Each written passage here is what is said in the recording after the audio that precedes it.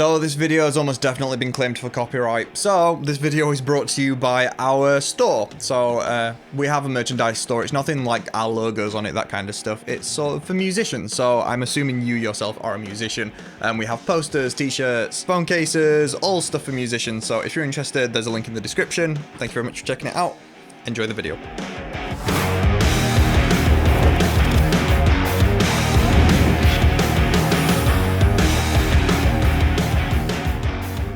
So I wanted to challenge myself to take an artist that is seen as having a really basic songwriting style and sort of analyze it, because there's a lot of really big artists that use really simple songwriting styles and they sort of have to do it well, because otherwise they're just writing generic boring songs, and in theory that wouldn't get them famous. There's a lot of people that would disagree with that and say, well, most big popular songs are boring songwriting, but that's sort of my point, is that people like them, and if people like them, that means it's good, in theory. So I wanted to take an artist and just kind of jump into it and just see what they're doing. Now, there's a few artists that I could have picked, and I don't want it to be an insult that I did pick Green Day, but I picked Green Day. They're known for sticking to basically 3 chords, which is the 3 chords that punk always uses. Pop uses it a lot, but it's 1-4-5. So if you're in the major scale, or even the minor scale, 1-4-5 sort of applies to both in terms of generic pop and rock writing. So say you're in G sharp, because we're going to be using G sharp for all of the examples. So G sharp would be chord 1. C sharp would be chord 4, and D sharp would be chord 5. So 1-4-5. Green Day use it for like 99% of their songs, and like every song that uses it just uses those 3 chords, which is interesting. How did they get away with that? How have they written like 150 songs just using those 3 chords? That's mental. So I want to jump into it and actually see what it is that they're doing. So to explain 1-4-5 a little bit more, each scale has sort of its home, where it feels like home, where if you return to that chord, it feels good. So in G sharp, it would be G sharp. Whenever you play G sharp, it just feels like home. It doesn't feel like it's going anywhere. It just feels like home. Most songs that are in G sharp will end with the chord G sharp because it's a nice place to finish, because it's home. Yeah. So then you've got the 4th chord, which would be C sharp. Its relationship to the 1st chord is subdominant, to use the proper term. It doesn't overly feel like it's pulling anywhere, but it has a feel. If you go from 1 at G sharp to 4 at C sharp, you've heard that before. You've heard those 2 chords being swapped between before. And then you've got chord 5, which is D sharp, and that feels like it should pull home. If you go 1 G sharp, 4 C sharp, and then 5 D sharp, it wants to pull home. It just wants to go back to G sharp. They're the 3, and Green Day use them a lot. And the way that they manage to keep everything interesting is that they sort of have to do interesting rhythms between them. So they're not just playing chord progressions. They aren't just doing like the Oasis strumming pattern and just doing that all the way through, because it wouldn't work. So they're essentially creating riffs, but they're creating riffs specifically just using those power chords. Now, power chords, for anyone who's not currently aware, is a chord that is just the 1 and 5 of the chord.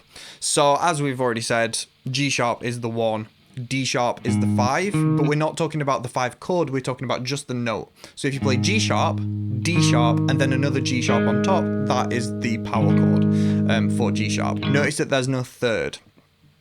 In most chords, you have a 3rd, a minor 3rd, or a major 3rd. Power chords don't have that, which allows punk rock to sort of sit somewhere between. It's not particularly major, it's not particularly minor, it's just punk rock, you know? So Green Day have to use interesting rhythms to keep this interesting, because otherwise they're just writing chord progressions with 1-4-5, and that'd be really boring. So they're writing riffs with 1-4-5, and it's not that much different, but they are specifically like making the rhythms interesting, and they're swapping between the chords at more interesting times to make it interesting, because it would get really boring. So they could just start on 1 every time and then go to 4 occasionally and go to 5 occasionally, but they don't. They do sometimes start on 1 and then go 4-5, and then for a different section they will start on a different chord. So for a chorus they might start on the 4th chord, then go to 1, then go to 5. Now, to give an example of a song where this happens, we can have a look at She.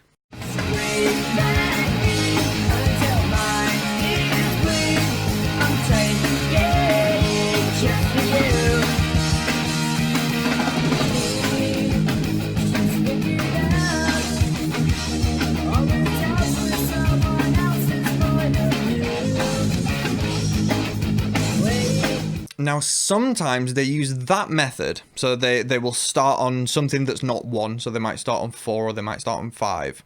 But then they sort of reverse engineer that to become the root. So they might start, as an example, on 4. So they'll start on C sharp, which means in theory they should still be using C sharp, D sharp, and G sharp, which is home. Except they don't. They change home to be C sharp, which then means that they can use 1, 4, 5 around C sharp.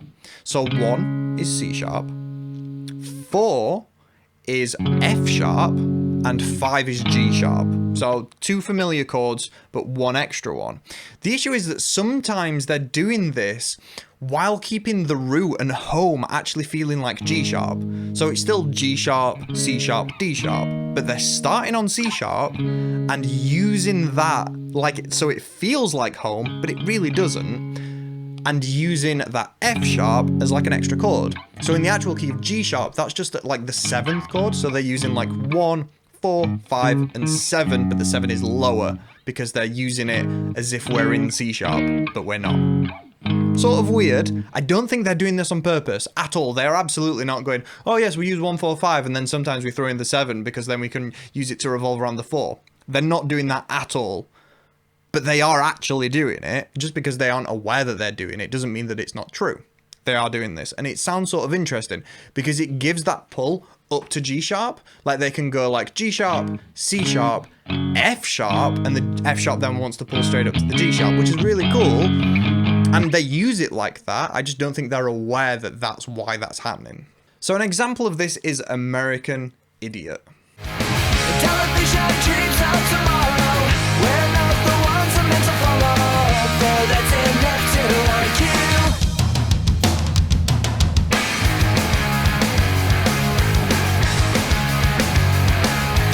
Well, maybe. So in theory, with American Idiot, home feels like G sharp. The G sharp feels like home.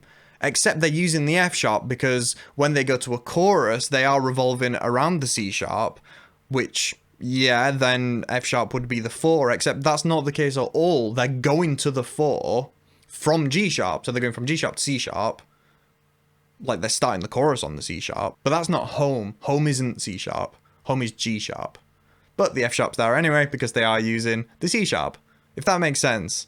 Now, that essentially gives them 4 chords. Now, they aren't using all of them all the time because sometimes they will only use the 1, 4, 5 like G sharp, C sharp, D sharp, and sometimes they will only use the other way around, which is G sharp, C sharp, and then the F sharp. They won't always use both of those together. But it does allow them, it sort of doubles their amount of chords that they can use while still keeping that really generic songwriting style. And that has given them a lot of opportunity to write different sounding songs using the exact same chords. So that is the bulk of what Green Day are doing with their songwriting. Now, there is a few extra things that they are doing, just to, I guess, to keep it interesting. So, a song like Geek Stink Breath is chromatic. They're using a note and then going down one and then down one and then down one.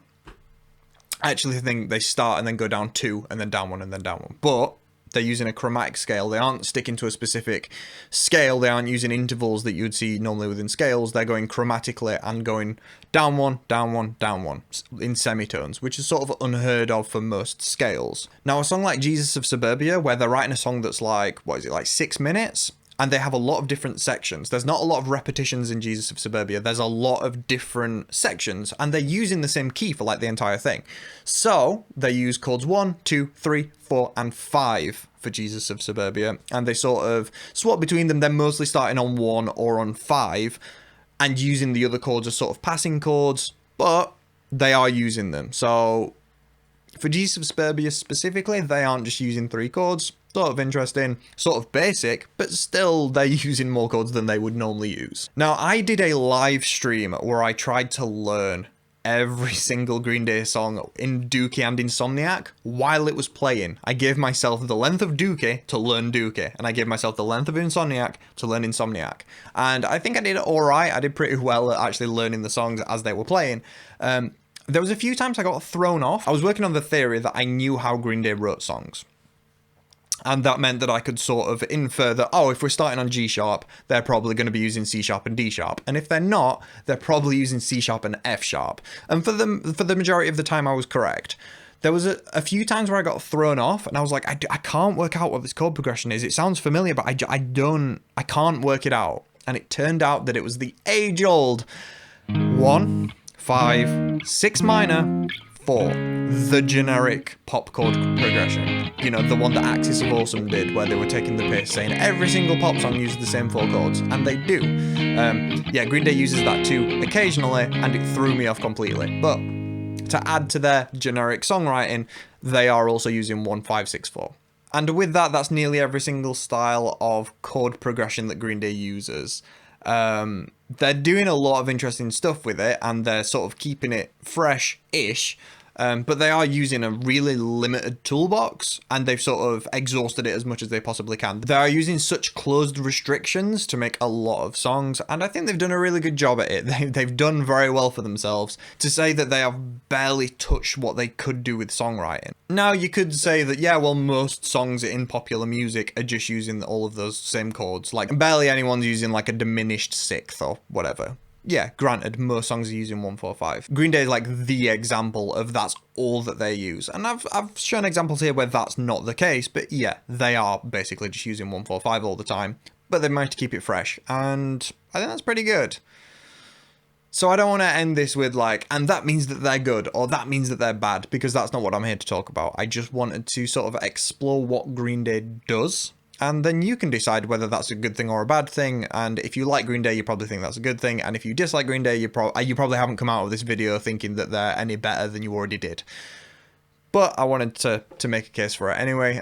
So thank you very much for watching this video. If you enjoyed it, a like would be very much appreciated. 90% of the people that watch this channel aren't subscribed. So if you wanted to subscribe, that would be very much appreciated. Yeah, I will see you whenever you join a video again. Have a good time until then.